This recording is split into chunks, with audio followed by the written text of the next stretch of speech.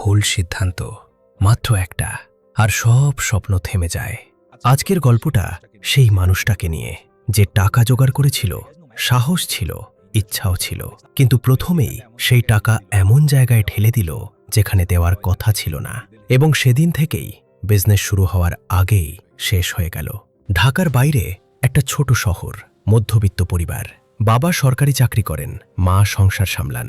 ছেলেটা পড়াশোনা শেষ করে বাসায় বসে আছে কিছুদিন। চাকরির চেষ্টা করেছে, কিন্তু চাকরি হয়নি। আর তখনই মাথায় আসে নিজে কিছু একটা করব। পাড়ায় একটা কাকুপড়ে দোকান ছিল, সেটা দেখতেন প্রতিদিন। মনে হতো এটা আমিও পারবো। লেডিজ 3 পিসের দোকান, চাহিদা সারা বছর, ঈদে বাড়তি ইনকাম।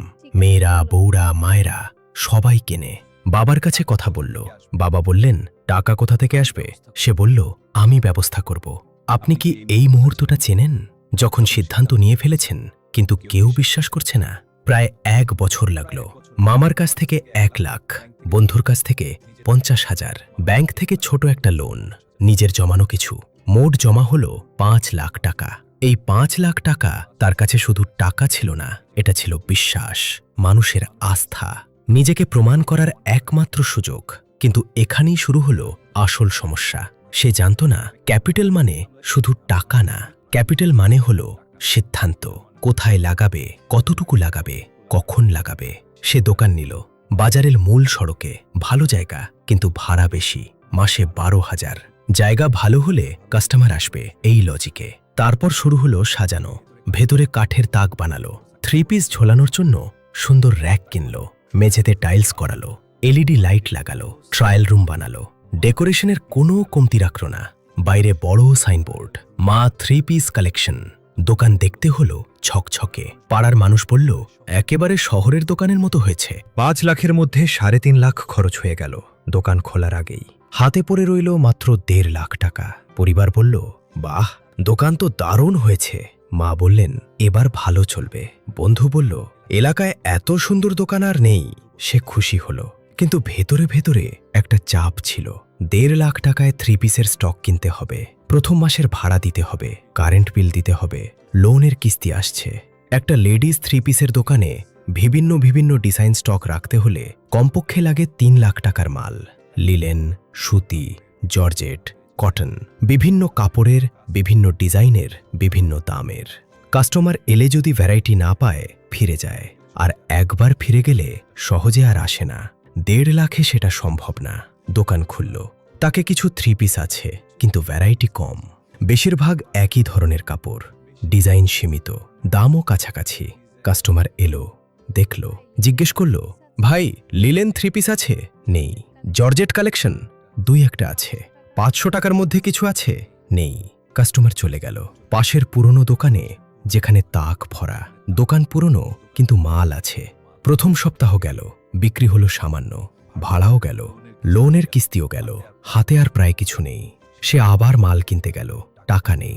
আবার ধার করতে গেল, এবার কেউ দিতে রাজি না। মামা বললেন, আগেরটাইতে শোধ হয়নি। বন্ধু বলল, ভাই, আমার নিজেরই এখন টানাটানি। ব্যাংকের লোন অফিসার ফোন দিল, স্যার, এই মাসের কিস্তি। 3 মাস পরে দোকান বন্ধ। পাড়ার মানুষ বলল, জানতামই এমন হবে। কেউ বলল, এই বয়সে ব্যবসা করতে গেলে এমনই হয়।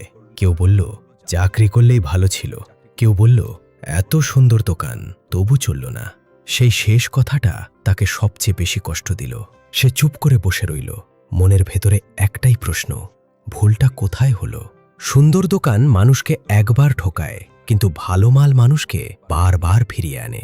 সে অনেক দিন ভাবল, ধীরে ধীরে বুঝল, 5 লাখ টাকা ছিল, 3.5 লাখ গেছে দোকান সাজাতে, 1.5 লাখ গেছে স্টকে। অথচ উল্টোটা করলে কি হতো? 1.5 লাখে সাধারণ দোকান, 3.5 লাখে ভরপুর স্টক।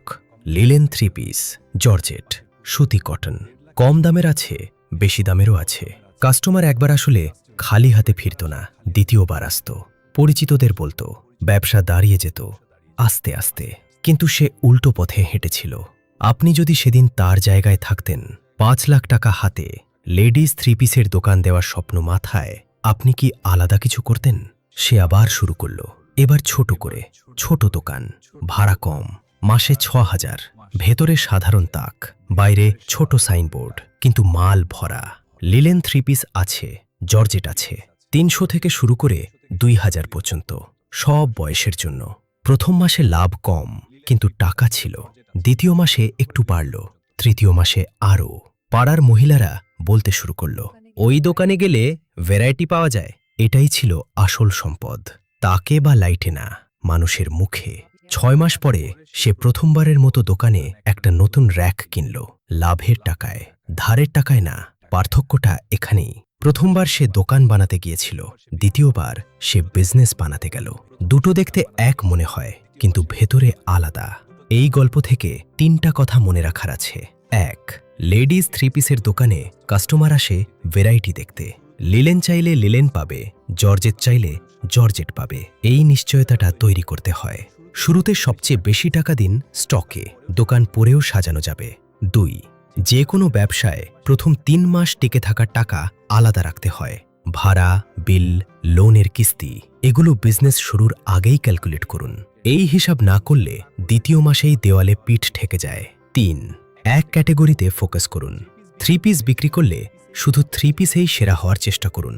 এলাকার মানুষ যেন মনে রাখে, 3 পিস লাগলে ওই দোকানে যাও। এই একটা পরিচয় তৈরি হলে আর পেছনে ফিরতে হয় না। ব্যবসা করা মানে সাহসী হওয়া না, ব্যবসা করা মানে সঠিক জায়গায় সঠিক সিদ্ধান্ত নেওয়া। সেই মানুষটা আজ এখনও লেডিস 3 পিসের ব্যবসা করছে, বড় না, কিন্তু টিকে আছে নিজের টাকায়। আর সে জানে প্রথমবারের সেই ভুলটাই তাকে শিখিয়েছিল টাকা কোথায় কখন খরচ করতে হয় ব্যবসায়। এই ভিডিওটা যদি আপনার কোনো কাজে লেগে থাকে, তাহলে বিজনেস লেজারের সাথে থাকুন। এখানে কোনো হাইপ নেই, শুধু বাস্তব গল্প, বাস্তব সিদ্ধান্ত, যে আমাদের শেখায় কিভাবে সঠিক ডিসিশন নিয়ে জীবনের লক্ষ্যে পৌঁছাতে হয়।